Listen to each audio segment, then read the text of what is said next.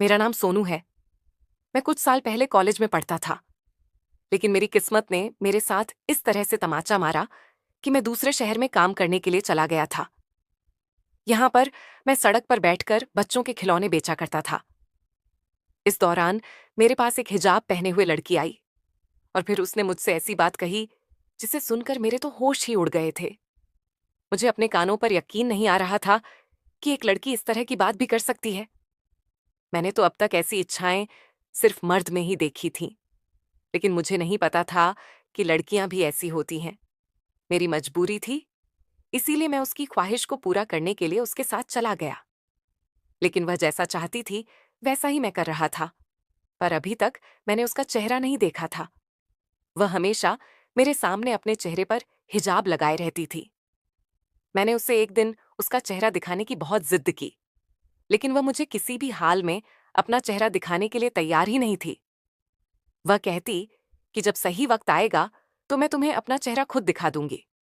उसके मुताबिक जब सही वक्त आ गया तो मैंने उसका चेहरा देखा और उसे देखते ही मैं तो दंग रह गया था, क्योंकि वह तो मेरी कुछ साल पहले हम लोग बहुत अमीर हुआ करते थे। मेरे पापा बैंक मैनेजर थे। एक दिन मेरे पापा ने अपनी पहचान के एक इंसान के ऊपर भरोसा करके उसे अपनी जिम्मेदारी पर एक बहुत बड़ा लोन दिलवा दिया था। लेकिन वह आदमी धोखेबाज निकला। वह पापा को धोखा देकर देश छोड़कर विदेश भाग गया और यहाँ पर पापा को धोखे के इल्जाम में गिरफ्तार कर लिया गया। पापा की नौकरी भी चली गई और उन्हें जेल में डलवा दिया गया। हम लोगों ने बहुत कोशिश की अपने पापा को हम जेल से कैसे भी करके रिहा करवा लें, मगर अब कुछ भी नहीं हो सकता था, क्योंकि वह धोखा देने वाला इंसान तो अब इस देश में था ही नहीं। और फिर ये तो हकीकत थी कि वह सारे पैसे लेकर जा चुका था और पापा ने उसकी जिम्मेदारी खुद ली थी, और इसीलिए अब वह उसके किए की सजा भुगत रहे थे। पापा ने विश्वास करने की बहुत बड़ी कीमत चुकाई थी, लेकिन यह सजा सिर्फ उन्हें नहीं बल्कि हमारे पूरे परिवार को मिली थी। कहते हैं ना कि जब वक्त खराब होता है तो गली के कुत्ते भी आप पर भौंका करते हैं। हमारे पास पहले काफी सारे पैसे थे, हम लोग भी बहुत अमीर थे, लेकिन पापा का मुकदमा लड़ते लड़ते हमारे सारे पैसे धीरे धीरे खत्म होने लगे। मैं तो इंजीनियरिंग की पढ़ाई कर रहा था, इसलिए मैं हॉस्टल में ही रहता था। जब मुझे अपने घर के इस तरह के हालातों के बारे में पता चला तो मैं भी वापस अपने घर आ गया था। हमने पापा को जेल से रिहा कराने के लिए अच्छे से अच्छा वकील किया, लेकिन हम पापा को नहीं छुड़ा सके।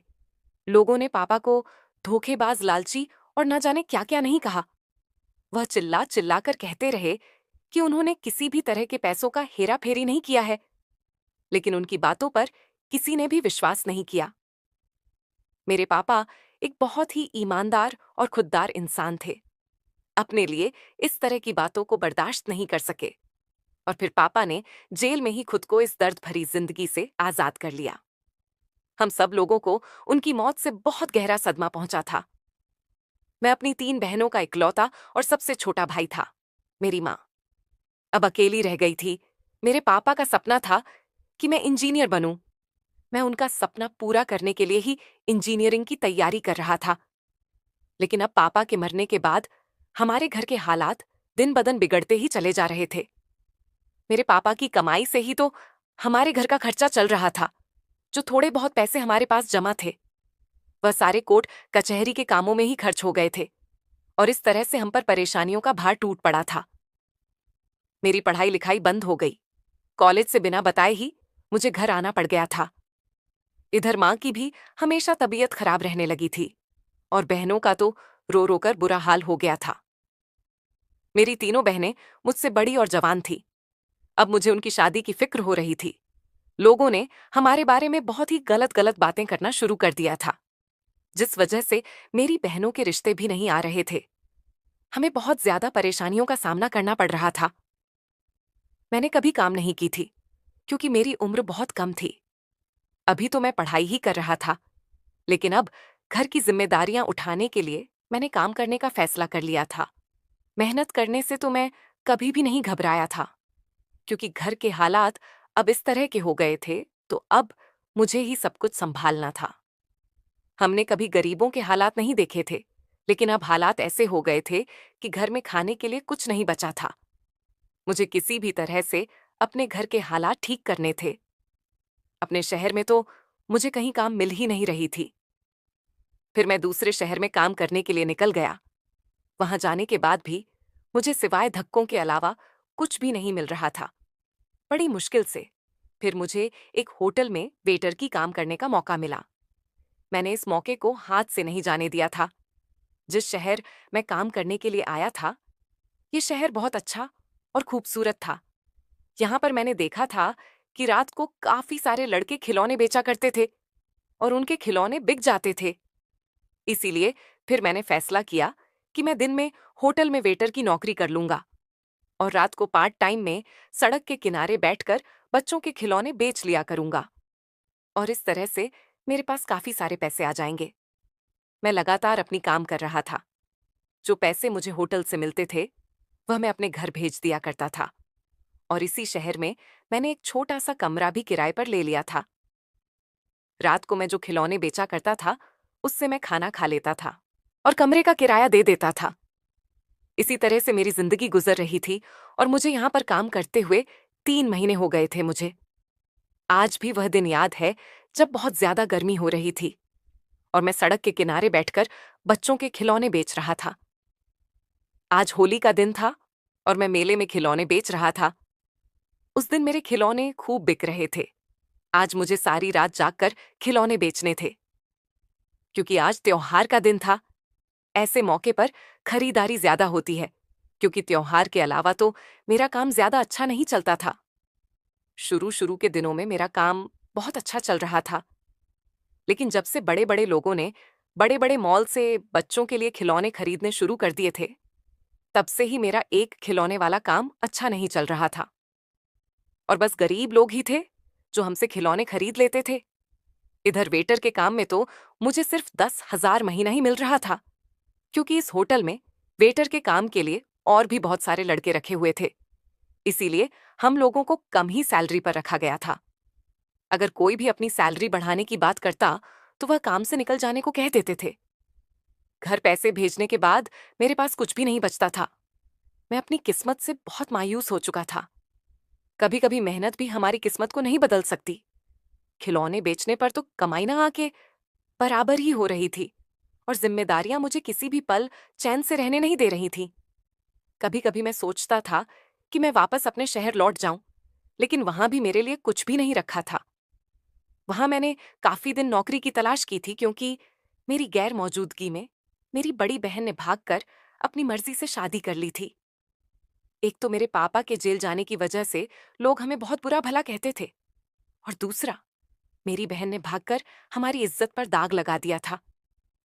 इस वजह से मेरी बाकी की 2 बहनों का रिश्ता भी नहीं आ रहा था।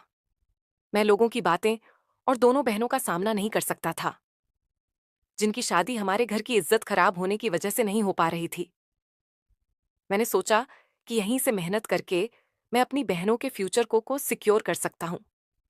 आज मेरी होटल से छुट्टी थी, इसीलिए आज मैं सुबह ही सड़क के किनारे बैठकर खिलौने बेच रहा था। और शाम के टाइम मेरे पास एक हिजाब पहने हुए लड़की आई। उसके साथ में एक बच्चा भी मौजूद था। उसने मुस्कुराकर मुझे सारे खिलौने खरीद लिए।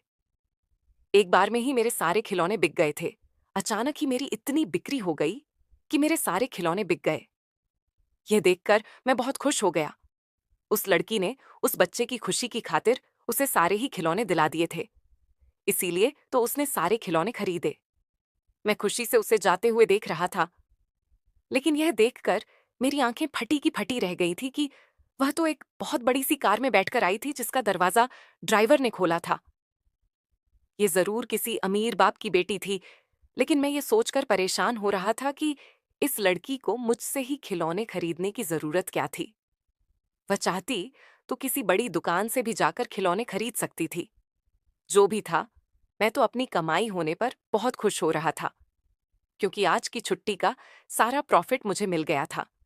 मेरी छुट्टी बेकार में नहीं गई थी, बल्कि मैं इतना प्रॉफिट कमा लिया था कि मेरे 1 हफ्ते के खर्चे के पैसे आ गए थे।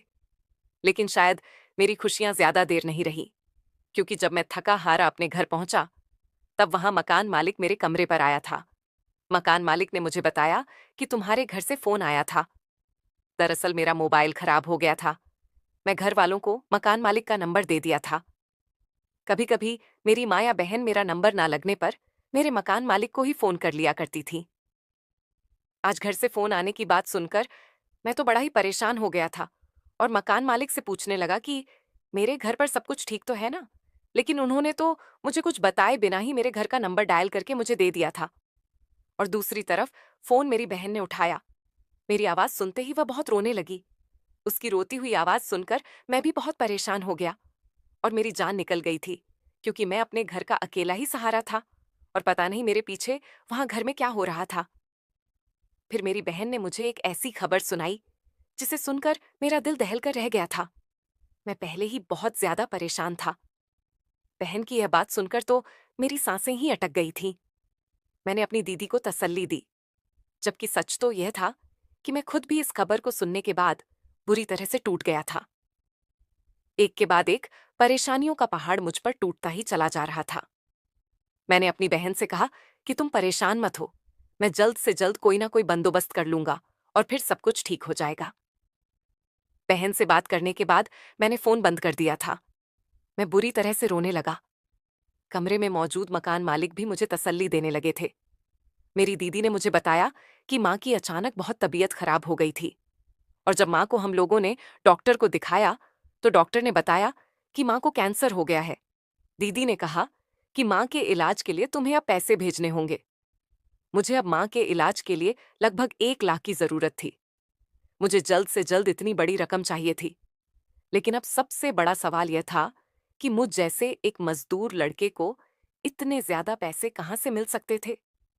मैंने सोचा कि मैं अपने होटल के मालिक से बात करके देखता हूँ और खिलौनों को भी रोज रात को मन लगाकर और मेहनत से बेचूंगा, फिर चाहे मुझे उसके लिए सारी रात ही क्यों ना जागना पड़े। ये सब जानने के बाद वह रात मेरी बहुत ही मुश्किल से गुजरी थी। मैं अपने घर वालों से दूर था। मुझे सारी रात अपनी माँ की बहुत फिक्र हो रही थी। सुबह हुई तो मैं फौरन ही अपनी माँ से मिलने के लिए घर पहुंच गया। मैंने माँ को तसल्ली दी कि मैं जल्दी ही पैसे लेकर आऊंगा और उनका इलाज भी करवाऊंगा। रात तक मैं वापस अपने घर से निकलकर इसी शहर में वापस आ गया था जहां पर मैं काम कर रहा था। काम पर आया तो मैं होटल के मालिक से इस बारे में बात करने लगा और अपनी माँ के बारे में भी मैंने उन्हें सब कुछ बता दिया था। लेकिन मेरे मालिक को मुझसे कोई हमदर्दी नहीं हुई थी। वह तो मुझसे कहने लगे कि यहाँ हर दूसरे तीसरे दिन हर वेटर अपनी सैलरी बढ़ाने या फिर पैसे लेने के लिए इसी तरह की परेशानियां बताता रहता है, तो जाओ जाकर अपना काम करो। होटल के मालिक के बिहेवियर में इतना ज्यादा गुस्सा और एटीट्यूड भरा हुआ था कि मेरी आंखों से आंसू निकलने लगे थे। जबकि मैंने ना ही उनसे कोई झूठ कहा था और ना ही मैंने उनसे कोई भीख मांगी थी। मुझे तो बस कुछ पैसे उधार चाहिए थे, जो मैं हर महीने अपनी सैलरी से थोड़ा थोड़ा करके उनको लौटा देता। लेकिन शायद उनके सीने में दिल ही नहीं था। नौकरी का टाइम पूरा करके मैं खिलौने बेचने के लिए सड़क के किनारे बैठ गया। मुझे वहां पर बैठे हुए अभी कुछ देर ही गुजरी थी कि वही हिजाब वाली लड़की दोबारा से वहां मेरे पास खिलौने खरीदने के लिए आ गई थी। उसने एक बार फिर से मुझे लगभग मेरे पास मौजूद सारे ही खिलौने खरीद लिए थे। उसके साथ आज भी वही बच्चा मौजूद था जिसे वह पहले लेकर आया करती थी। मैं अपनी इस बिक्री पर बहुत खुश भी हुआ और साथ ही इस बात पर हैरान भी था कि वह लड़की इतनी ज्यादा खिलौनों का आखिर करती क्या है, जबकि एक बच्चा तो लगभग 3 या 4 खिलौने से ही तो खेल सकता है। इतने ज्यादा तो वह खिलौनों से खेल नहीं सकता, लेकिन वह तो सारे के सारे ही खिलौने अपनी गाड़ी में रख लिया करती थी। शायद उसके घर में और भी ज्यादा बच्चे होंगे, तभी वह उनके लिए सारे खिलौने ले जाती होगी। मुझे इस बात से क्या मतलब था। मैंने उसकी तरफ ध्यान ना देते हुए जल्दी से उससे पैसे ले लिए और अपने प्रॉफिट के पैसे मैं गिनने लगा। दूसरे दिन फिर से वही लड़की मेरे पास आई और उस दिन भी उसकी वजह से मुझे अच्छा खासा प्रॉफिट हुआ था। मेरे लिए तो वह किसी भगवान से कम नहीं थी। उसी तरह से दिन गुजर रहे थे। वह लड़की हर दूसरे तीसरे दिन मेरे पास टाइम से उस बच्चों के साथ आने लगी थी, लेकिन वह लड़की हर बार अपना चेहरा छुपाकर ही आती थी और मुझसे खिलौने खरीदकर मुझे अपनी रकम से ज्यादा भी पैसे दे जाती थी। इधर मेरे पास घर से भी बार बार फोन आ रहा था। कभी मेरी बहन कहती कि वापस आ जाओ, कभी वह कहती कि पैसे भेज दो। क्योंकि वह खुद भी माँ की तबीयत देखकर बहुत ज्यादा परेशान हो गई थी और इसीलिए वह समझ नहीं पा रही थी कि अब उसे आखिर करना क्या चाहिए। मैंने यही सोचा था कि अगर मुझे हर दिन इसी तरह से प्रॉफिट होने लगा तो मैं अपनी माँ के इलाज के लिए जल्द ही पैसे जमा कर लूंगा और फिर मैं उसके बाद घर वापस चला जाऊंगा। लेकिन यह लड़की अब बीच में काफी दिनों से मेरे पास खिलौने खरीदने आ ही नहीं रही थी। मैं काफी दिन से उस लड़की का इंतजार कर रहा था। वैसे तो वह हर दिन आ जाया करती थी, लेकिन अब जब से मुझे उसकी जरूरत थी वह लड़की आ ही नहीं रही थी। 20,000 मुझे अपनी माँ के इलाज के लिए चाहिए थे और ये मेरे लिए बहुत बड़ी रकम थी। काफी दिनों के बाद वह लड़की मेरे पास जब खिलौने खरीदने आई तो मेरी उम्मीद एक बार फिर से जागने लगी थी। उसने मेरे सारे खिलौने खरीद लिए, बल्कि हैरान कर देने वाली बात यह थी कि उसने मुझे काम का भी ऑफर दिया था। मैं उस लड़की की बातें सुन रहा था, जिसे सुनकर मुझे अपने कानों पर विश्वास ही नहीं हो रहा था। वह लड़की मुझसे कहने लगी कि तुम्हें मेरे घर काम करना होगा। यह बात सुनकर मैं दंग रह गया था और काफी देर तक तो मैं ध्यान से उसकी बातों को सुनने की कोशिश करने लगा और उसकी तरफ देखता रहा। मुझे ऐसा महसूस हुआ कि वह हिजाब के अंदर से मुस्कुरा रही है। जब काफी देर तक मेरे मुंह से कोई भी शब्द नहीं निकल सका तो फिर वह कहने लगी कि नौकरी की बात सुनकर तो तुम बहुत ज्यादा ही चौंक गए हो। ये कोई इतनी बड़ी बात तो नहीं है। मैं तुमसे काम करवाना चाहती हूँ और इसके बदले में तुम्हें बहुत बड़ी रकम भी दूंगी। तुम्हें कोई ऐतराज है क्या? मैंने हक लाते हुए उससे पूछा कि क्या आप सच में मुझे अपने पास नौकरी पर रखना चाहती हो? मैं तो एक मामूली सा वेटर हूँ और रात को यहाँ पर खिलौने बेचने के लिए बैठ जाता हूँ। मुझे तो इस शहर में कोई नौकरी देने के लिए तैयार भी नहीं था। तो फिर आप मुझसे क्या काम करवाना चाहती हो? वह कहने लगी, बस ये समझ लो कि मैं भी तुम्हें नौकरी ही दूंगी और तुम्हें हर महीने नौकरी करने के बदले में 30,000 दिया करूंगी। उसके मुंह से यह बात सुनकर तो मैं और भी ज्यादा खुश हो गया था। मैंने कहा, क्या सच में आप मुझे हर महीने 30,000 दिया करेंगी? वह लड़की कहने लगी, हाँ, मुझे तुम जैसे ही मेहनती और ईमानदार इंसान की ही जरूरत थी और तुम्हें देखकर मुझे इस बात का अंदाजा हो गया है कि तुम बहुत मेहनती और ईमानदार हो, जो अपनी नौकरी करने के बावजूद भी पार्ट टाइम में सड़क के किनारे बैठकर बच्चों के खिलौने बेचते हो। तुम मेरे काम के लिए ही बने हुए हो। तुम मेरे साथ चलो, मैं तुम्हारे रहने का बंदोबस्त भी कर दूंगी और तुम्हारी सारी परेशानियां भी हल हो जाएंगी। बस मेरे साथ हमेशा मेहनत और ईमानदारी से काम करना। मैं जैसा कहूं वैसा ही करते रहना। हर महीने 30,000 का सुनकर तो मुझे यकीन हो गया था कि वह मुझसे कोई गैर कानूनी काम करवाना चाहती है। इसीलिए मैंने फिर थोड़ा सोचकर उसे साफ शब्दों में कहा कि देखिए, मैं शरीफ लड़का हूं और सिर्फ मेहनत से ही कमाता हूं। मैं कोई भी गैर कानूनी काम नहीं करना चाहता। अगर एक बार मुझे वेटर की नौकरी से निकाल दिया गया तो मेरे पास जो नौकरी है वह भी मेरे हाथ से चली जाएगी। मेरी यह बात सुनकर वह लड़की हंस पड़ी और कहने लगी, अरे, मैं तुमसे कोई गैर कानूनी काम नहीं करवाऊंगी। मैं भी एक शरीफ परिवार की ही रहने वाली लड़की हूं। मैंने अब इस शहर में अपना बचपन गुजारा है और यहाँ के सभी लोग मुझे अच्छे से जानते हैं। अगर ऐसी कोई भी बात होगी तो सबसे पहले तो मैं ही पकड़ी जाऊंगी। इसीलिए तुम बेफिक्र रहो। मैंने तुमसे ऐसा वैसा कोई काम नहीं करवाऊंगी जो गैर कानूनी हो। उसकी यह बात सुनकर मैंने उससे फिर से पूछा कि तो फिर आप मुझसे क्या काम करवाना चाहती हैं? तो वह मुझसे कहने लगी कि वह तो तुम्हें मेरे घर चलकर मैं बाद में समझा दूंगी, लेकिन मेरा यकीन करो कि मैं तुमसे कोई भी ऐसा वैसा काम नहीं करवाऊंगी जिससे तुम किसी मुसीबत में पड़ो। उसकी यह बात सुनकर मुझे थोड़ी तसल्ली हुई थी। फिर मैंने सोचा कि शायद कोई बहुत ज्यादा मेहनत वाला काम है, वरना 30,000 महीना तो बड़ी बड़ी कंपनी में नौकरी करने पर ही मिलता है। उसके जैसे मजदूर को तो 10,000 ही मिल जाएं, यही बहुत बड़ी बात है। मैं अपनी सोच में अभी गुम था कि तभी वह लड़की मुझसे कहने लगी कि तुम सोचने में इतना टाइम क्यों लगा रहे हो? बताओ, फिर तुम कब से मेरे पास काम करने के लिए आ रहे हो?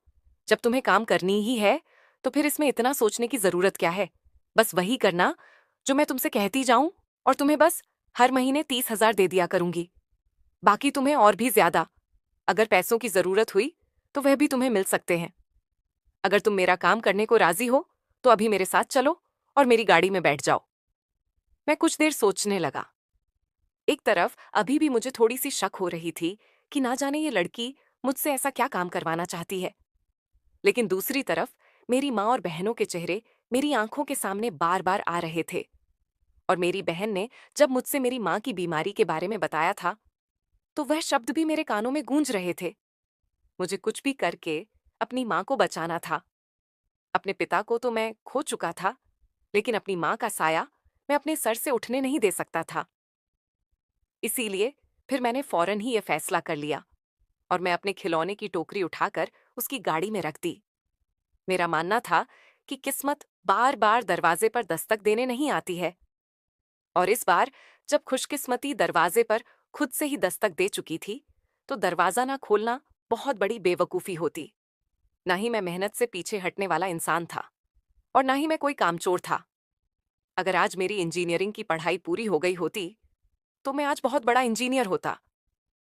पर शायद किस्मत को तो ये सब मंजूर ही नहीं था। मेरी किस्मत में परेशानियों से लड़ना ही लिखा हुआ था। अगर मैं इस काम को कर लेता, तो 2-3 महीने में ही मेरे पास अपनी माँ के इलाज के लिए ठीक ठाक पैसे आ जाते। फिर तो सारी परेशानी ही खत्म हो जानी थी। मैं उस लड़की की बड़ी सी गाड़ी में, जो कि एयर कंडीशन थी, उसमें बैठकर यह सोच रहा था कि यह लड़की मुझसे कहीं कोई ऐसा वैसा काम ना करवा ले और मैं कहीं फंस ना जाऊं। मेरी तो कुछ भी समझ में नहीं आ रहा था। मैं सोचने लगा कि इतने सारे पैसे जब मैं अपने घर भेजूंगा, तो मेरे घर वालों की खुशी का तो ठिकाना ही नहीं रहेगा। मैं गाड़ी में बैठा हुआ था और बाहर की तरफ देख रहा था कि गाड़ी तेज रफ्तार से चल रही थी। जब गाड़ी रुकी, तो हम एक बहुत ही आलीशान बंगले की तरफ पहुंच गए थे। ड्राइवर ने न सिर्फ उस लड़की के लिए दरवाजा खोला, बल्कि मेरे लिए भी गाड़ी का दरवाजा खोल दिया था। ऐसा लग रहा था कि जैसे मैं ही कोई मालिक हूं और ये लड़की मेरा हाथ पकड़कर मुझे घर के अंदर ले गई। ऐसे गई जैसे कि मुझ पर हक जता रही हो। मैं उस आलीशान बंगले को देखकर बहुत हैरान रह गया था। लेकिन मैं एक बात काफी दिनों से नोटिस कर रहा था कि यह लड़की जब भी मुझसे मिलती थी, तो इसका चेहरा हमेशा छुपा हुआ ही होता था। ये अपना चेहरा नहीं दिखाती थी। मुझे लगा कि शायद ये अभी अपने घर में आ गई है, तो अपना चेहरा खोल देगी। मगर इसने अपने घर में आने के बावजूद भी मुझे अपनी शक्ल नहीं दिखाई थी। उसने मुझे बैठने के लिए कहा। फिर उसने नौकरानी को आवाज लगाई और कहने लगी कि साहब को उनका कमरा दिखा दो। आज से ये हमारे घर में ही रहेंगे। मैं इस लड़की से घबराते हुए कहने लगा, पहले आप मुझे मेरा काम तो बता दो कि आखिर मुझे करना क्या है। वह कहने लगी, इतनी भी जल्दी क्या है, पहले सुकून से फ्रेश हो जाओ, बैठकर खाना खा लो, और फिर उसके बाद हम बाकी की बातें करते रहेंगे, क्योंकि अब तो तुम्हें जिंदगी भर मेरे साथ ही काम करना है। तो फिर आखिर इतनी जल्दी किस बात की है?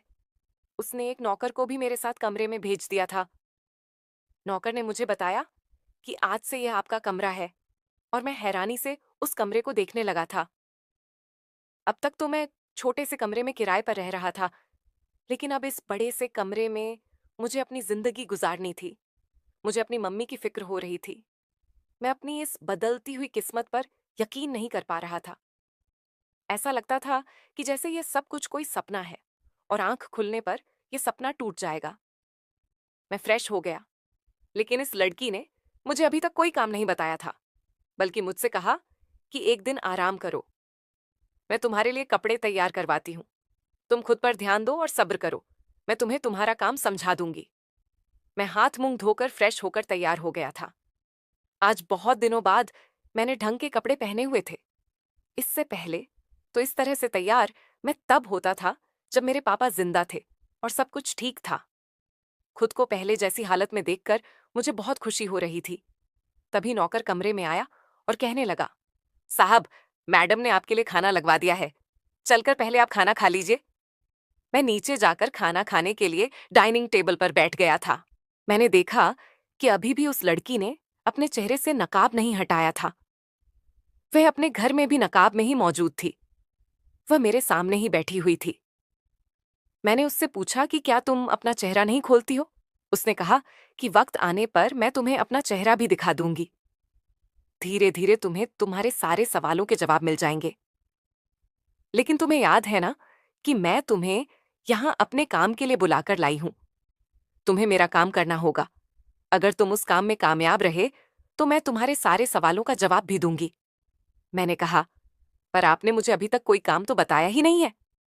वह लड़की कहने लगी, कल को आराम से मैं तुम्हें तुम्हारा काम समझा दूंगी। इतना कहकर वह अपने कमरे की तरफ चली गई। खाना खाने के बाद मैं भी अपने कमरे में आ गया। रात हो गई थी, फिर मैं सो गया। अगले दिन उस लड़की ने मुझे नौकर से बुलवाने भेजा। उसने मुझसे कहा कि तुम अच्छी तरह से तैयार हो जाओ, उसके बाद तुम्हें मेरे साथ एक पार्टी में जाना है। ये बात सुनकर मैं हैरान रह गया था। भला मैं यहां पर काम करने के लिए आया था, लेकिन ये लड़की तो मुझे पार्टी में जाने के लिए कह रही थी। मैं थोड़ी देर बाद तैयार होकर आ गया। उसने अभी भी नकाब ही पहना हुआ था। उसने मुझे गाड़ी में बैठने के लिए कहा। मैंने देखा कि हम किसी की शादी में गए हुए थे। वहां पर सामने ही दूल्हा दुल्हन बैठे हुए थे। इस लड़की ने भी बहुत अच्छे कपड़े पहने हुए थे। हॉल के अंदर एंट्री करते हुए ही उसने तुरंत ही मेरा हाथ पकड़ लिया और मेरा हाथ पकड़कर वह मुझे स्टेज पर लेकर गई। और फिर उसने वहां सारे लोगों के सामने ये बताया कि मैं उसका हस्बैंड हूं। ये बात सुनकर तो मुझे बड़ी हैरानी हुई थी, और बल्कि साथ साथ बहुत गुस्सा भी आ रहा था कि ये लड़की ना जाने मुझसे क्या काम करवाना चाह रही है।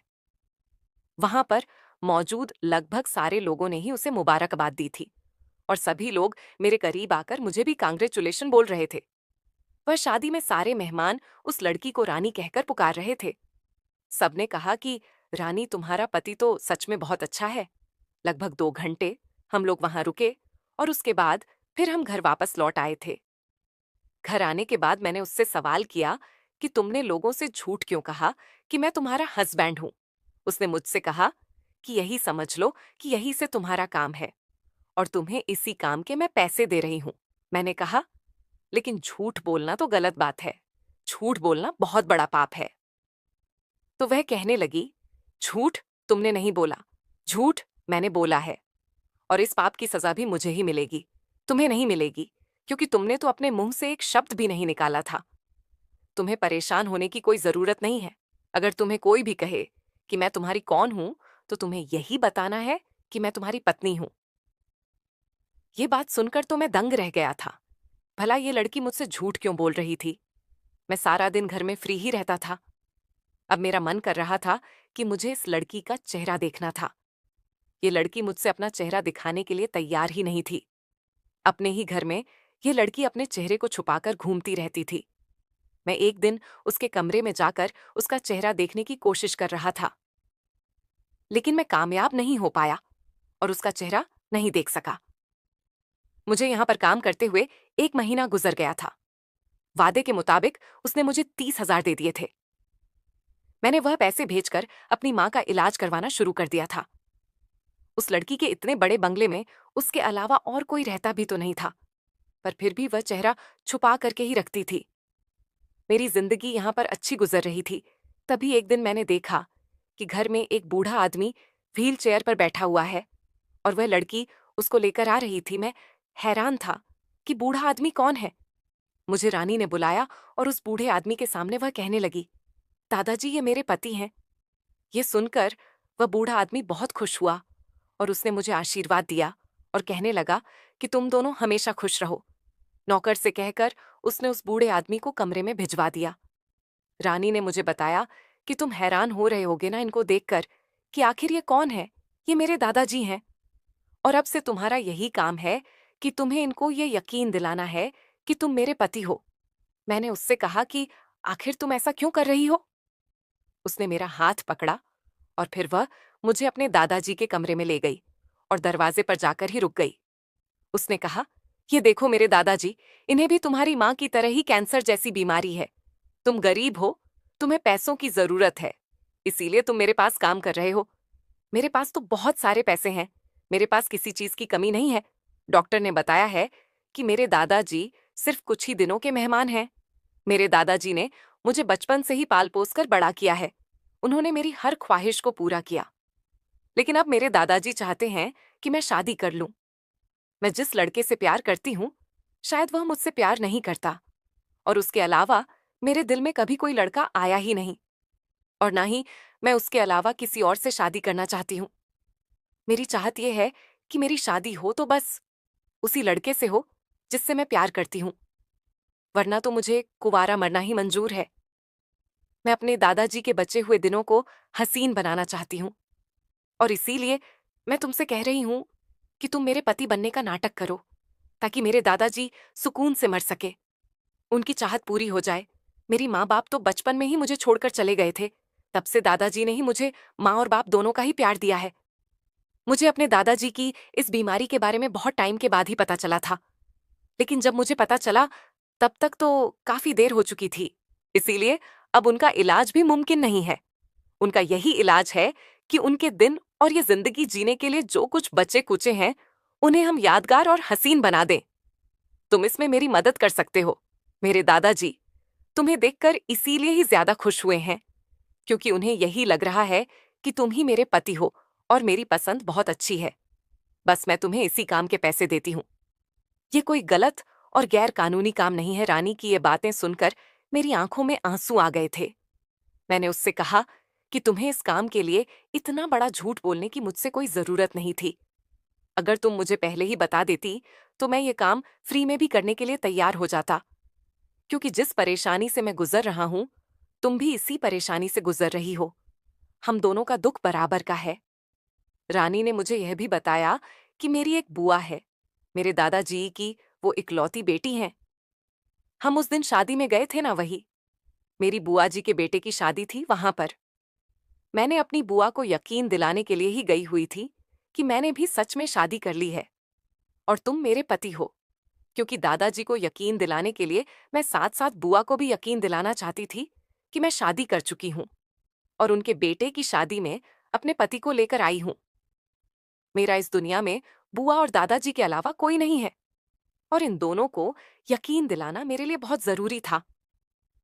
अगर बुआ को गलती से भी ये बात पता चल गई कि मैं दादाजी से झूठ बोल रही हूं, तो फिर वो उनको बता देती और इस वजह से मेरे दादाजी को बहुत दुख भी पहुंचता। इसीलिए मुझे बुआ और दादाजी दोनों को ही तुम्हारे बारे में बताना बहुत जरूरी था।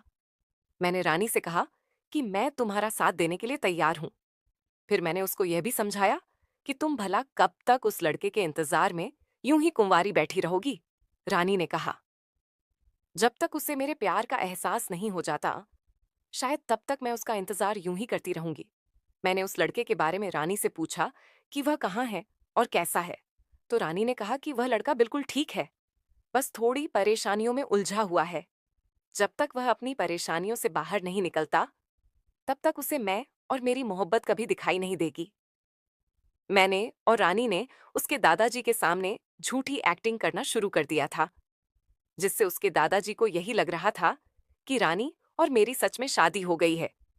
इधर मैं अपने घर पर भी पैसे भेज रहा था, लेकिन मैं अभी भी रानी का चेहरा देखने के लिए बहुत ज्यादा बेकरार था। वह मेरे सामने ही, क्या किसी के सामने भी अपना चेहरा नहीं खोलती थी। रानी एक बहुत अमीर लड़की थी और उसके पास इतनी सारी दौलत थी कि वह अगर चाहती तो अपनी जिंदगी को अपने हिसाब से भी जी सकती थी। लेकिन उसकी जिंदगी बड़ी सादगी और सिंपल थी। उसके साथ जो बच्चा मुझसे खिलौने लेने के लिए आया करता था, वह भी उसके घर के नौकर का बेटा था।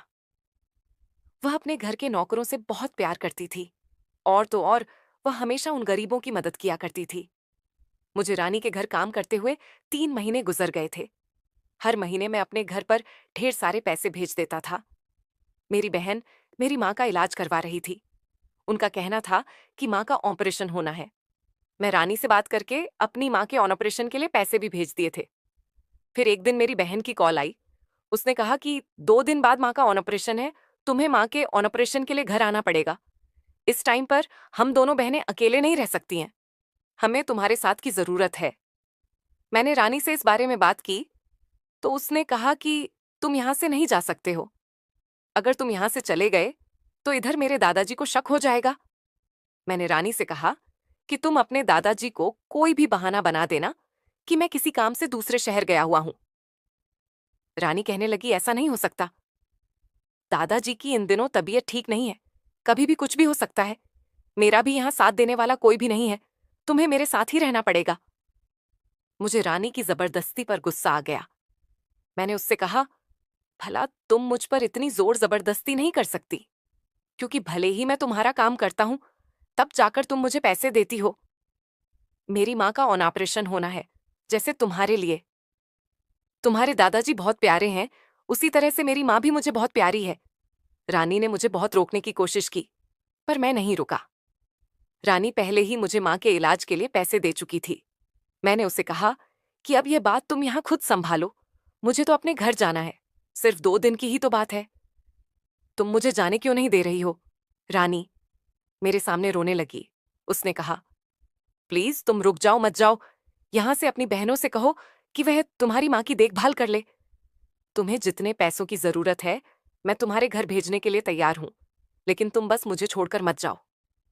मुझे मेरी माँ की बहुत याद आ रही थी। मैंने रानी को बहुत समझाया, पर जब वह नहीं समझी, तो मैं उसे छोड़कर अपनी माँ का ऑन ऑपरेशन करवाने के लिए चला गया था।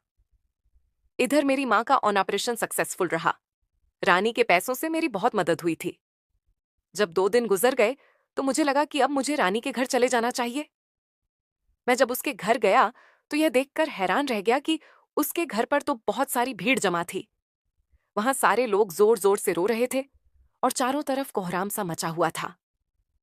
मैं जैसे ही घर के अंदर गया, यह देखकर मैं हैरान रह गया कि रानी के दादाजी की मौत हो गई थी और दादाजी के पास ही सफेद कपड़े पहने हुए एक मासूम सी लड़की बैठी हुई थी, जो पूरी तरह से रो रही थी और जोर जोर से चिल्ला रही थी, दादाजी दादाजी।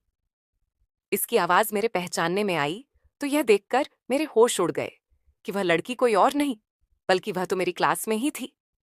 कुछ सालों पहले जब मैं इंजीनियरिंग कॉलेज में पढ़ता था, तो यह लड़की भी मेरे साथ ही पढ़ रही थी। मुझे आज भी वह दिन याद है, जब उसे कुछ कॉलेज के लड़के बहुत ज्यादा परेशान कर रहे थे। उसने मुझसे तब मदद मांगी थी, लेकिन मुझे हमेशा मेरे घर वाले यही समझाते थे कि तुम्हें अपने काम से काम ही रखना है। उसने उस वक्त मुझसे बहुत मदद मांगी, पर मैंने उसकी मदद नहीं की, क्योंकि मैं कॉलेज में भी नया नया था और मेरा पहला ही साल था। उस दिन के बाद ये लड़की मुझे दोबारा कभी नजर ही नहीं आई, लेकिन आज इसे अपनी आंखों के सामने देखकर मुझे अपनी आंखों पर विश्वास ही नहीं हो रहा था। लेकिन उसकी आवाज बिल्कुल रानी से मिल रही थी। काफी देर तक तो मैं सोच विचार करता रहा। थोड़ी देर के बाद मुझे यह बात समझ आ गई कि वह लड़की वही लड़की है जो मेरी क्लास में थी। शायद आज भी उसे मेरी मदद की जरूरत थी और मैं उसकी मदद नहीं की। यह सोचकर मुझे बेहद अफसोस हो रहा था। रानी के दादाजी का अंतिम संस्कार हो गया। मैं रानी से मिलने के लिए उसके कमरे में गया, तो वह रो रही थी और मुझे देखते ही उसने अपने चेहरे को छिपाना शुरू कर दिया। मैंने उससे कहा, रानी, मैं तुम्हें पहचान गया हूं। तुम्हें अब अपना चेहरा मुझसे छिपाने की कोई जरूरत नहीं है। प्लीज मुझे माफ कर दो। मैंने तुम्हारे साथ बहुत गलत किया है। हर बार तुमने मुझसे मदद मांगने की कोशिश की, पर मैंने तुम्हारी मदद नहीं की। शायद इसीलिए भगवान ने मेरी जिंदगी में इतनी ज्यादा परेशानियां लिख दी। और जब मैं अपनी परेशानियों का हल तलाश करने के लिए घर से बाहर निकला, तो कोई भी मेरी मदद करने के लिए तैयार नहीं था। शायद यह सब इसीलिए हुआ क्योंकि मैं भी एक दिन तुम्हारी मदद नहीं की थी, लेकिन जब भगवान ने मुझे दूसरा मौका दिया, तो मैंने दोबारा भी तुम्हारी कोई मदद नहीं की। रानी कहने लगी, तुम्हारी ड्यूटी अब खत्म हो गई है, क्योंकि मेरे दादाजी तो अब इस दुनिया से चले गए हैं। मैं सिर्फ उनको दिखाने के लिए ही अब तक यह सारा ड्रामा कर रही थी। तुम्हारे जाने के बाद उनकी बहुत ज्यादा तबीयत खराब हो गई थी और उनको हॉस्पिटल जब मैं लेकर गई, तो डॉक्टर ने कहा कि अब बस इनके पास थोड़ा ही टाइम रह गया है। फिर मैं उन्हें घर ले आई और घर लाने के बाद सुबह ही उन्होंने अपनी आखिरी सांस ली है और मुझे इस दुनिया में अकेला छोड़कर वह चले गए। तुम बताओ, तुम्हारी माँ की तबीयत कैसी है? मैंने उससे कहा, मेरी माँ बिल्कुल ठीक है। तुम्हारी मदद से मेरी माँ ठीक हो गई है, लेकिन शायद मेरी मदद से तुम्हारे दादाजी नहीं बच सके। वह कहने लगी, कभी कभी इंसान के पास सब कुछ होते हुए भी वह बिल्कुल अकेला रह जाता है, और कभी कभी इंसान जिसके पास कुछ भी नहीं होता, फिर भी वह अपनी जिंदगी बहुत अच्छे से गुजार रहा होता है। देखो, मेरे पास ही सब कुछ है, लेकिन मेरी जिंदगी में प्यार नहीं है। रानी कहने लगी, मैं अपना चेहरा तुमसे नहीं छुपा रही थी। ये देखो, मेरी गर्दन पर यह जला हुआ निशान है। ये उसी दिन का निशान है जिस दिन उन लड़कों ने मेरे साथ जबरदस्ती करने की कोशिश की थी। उन लोगों ने मेरे मुंह पर एसिड फेंक दिया था, जो मेरे गाल पर आ गया था, और फिर ये इस तरह का निशान छोड़ गया था। उसके बाद से मैंने कॉलेज ही जाना छोड़ दिया। और क्या तुम जानना चाहते हो कि मैं जिस लड़के से प्यार करती हूँ, वह लड़का कौन है? वो लड़का तुम ही हो। मैं तुमसे बहुत प्यार करती थी। यहाँ आने के बाद जब दादाजी को पता चला कि मेरा चेहरा जल चुका है और इसीलिए मैं अपना चेहरा छुपाकर रखती हूँ, तो मेरे दादाजी ने उन लड़कों को तो अरेस्ट करवा दिया था। उनको उनके किए की सजा मिल गई और शायद मुझे भी यहाँ आने के बाद एक नई उम्मीद जग गई थी। जिस जगह तुम रोज बैठते थे, वहां पर मैं रोज रात को जाती थी। जब मैं वहां तुम्हें एक बार देखा, तो मैं दिल ही दिल में बहुत खुश हुई थी। मैंने तुम्हारी ऐसी हालत देखते हुए ही ये सोच लिया था कि अब मैं तुम्हारी मदद करूंगी। और फिर मुझे अपने दादाजी को भी ये बताना था कि मैं शादी कर चुकी हूँ। इसीलिए मैं तुम्हारे पास गई और तुम्हें काम करने का ऑफर दिया, क्योंकि तुम मजबूर थे, तुम्हें भी काम की बहुत जरूरत थी। मैंने तुम्हारे बारे में सारी इन्फॉर्मेशन निकलवा ली थी। अब इन हालात में तुम क्या मुझे कोई भी एक्सेप्ट नहीं करेगा। ये बात मुझे अच्छे से पता थी कि अगर मैं किसी लड़के से शादी करना भी चाहूं तो वह मेरा जला हुआ चेहरा देखकर कभी भी मुझसे शादी नहीं करेगा। पर कम से कम एक्टिंग तो कर ही सकता है ना। इसीलिए मैंने अपने चेहरे को छुपा कर रखा और तुम्हें अपने प्लान का हिस्सा बनाया। इस तरह से तुम्हारी मदद भी हो गई और मैं तुम्हारा साथ भी हासिल कर सकी थी। तुम चाहो तो अब जा सकते हो, क्योंकि तुम्हारा काम भी अब खत्म हो चुका है और मेरा भी काम हो चुका है। रानी की इस बात ने मुझे पूरी तरह से हिलाकर रख दिया था। सच में रानी बहुत अच्छी लड़की है, लेकिन हैरत मुझे इस बात पर हो रही थी कि वह मुझसे इतना प्यार करती है। मुझे उसके जले हुए चेहरे से कोई ऐतराज नहीं है, क्योंकि उसका दिल बहुत अच्छा है। मैंने उसे शादी के लिए प्रपोज किया, तो वह फौरन ही मान गई। रानी को डर था कि शायद मेरी माँ और बहनें शादी के लिए नहीं मानेगी, लेकिन जब मैंने अपनी माँ और बहनों को सारी बात बताई, तो वह लोग भी झट से तैयार हो गई। रानी की सारी दौलत की इकलौती मालकिन थी। उसने मुझसे शादी करने के बाद मेरी दोनों बहनों की शादी भी करवा दी थी और मैं अपनी माँ के साथ रानी के घर में ही शिफ्ट हो गया था। मैं और रानी, हम अपनी जिंदगी में अब बहुत खुश हैं और मेरी जिंदगी में अब पूरी तरह से बदलाव आ गया है। तो दोस्तों, आपको यह कहानी कैसी लगी, हमें कमेंट करके जरूर बताएं और प्लीज इस कहानी को ज्यादा से ज्यादा शेयर और लाइक करके मेरे चैनल को सपोर्ट करें। साथ ही अगर आप मेरे चैनल पर नए हैं तो सब्सक्राइब करके बेल आइकन को जरूर दबा दीजिएगा, ताकि आगे भी मैं आपको ऐसी ही अच्छी कहानियां सुनाती रहूं। Thank you.